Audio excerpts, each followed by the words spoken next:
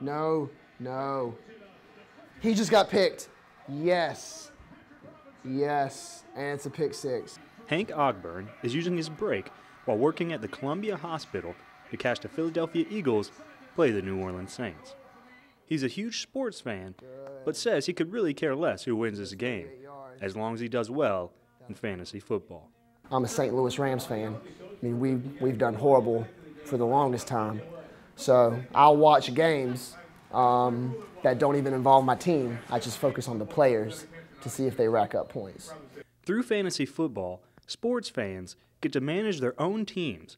On these teams are pro athletes that they draft at the start of each season.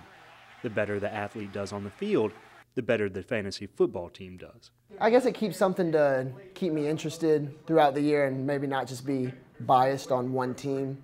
According to the Fantasy Sports Trade Association, about 25 million people play in fantasy football leagues across the U.S. That number has grown by 9 million people since 2007.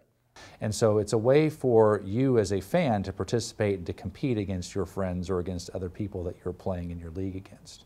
USC professor Mark Nagel has spent his life following and studying sports. He has found a way to make fantasy football not only entertaining, but educational as well. I teach a lot of strategic sport management, and so I teach students how to think and how to react to situations.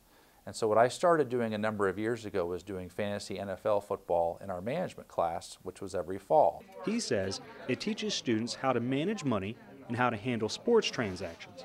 But he doesn't stop there.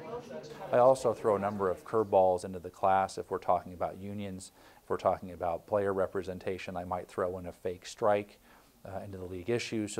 But for people like Hank, who hasn't been doing so well this season, it's just all about the points. I'm down by 42 points, and my opponent still has Michael Vick, and I've got Drew Brees and Jimmy Graham. So it's not looking too good for me for this game. And as far as bragging rights go, he'll just have to wait till next season. Brandon Zealy, Carolina News. That you go to at the midpoint of the season, defenses are going to challenge him with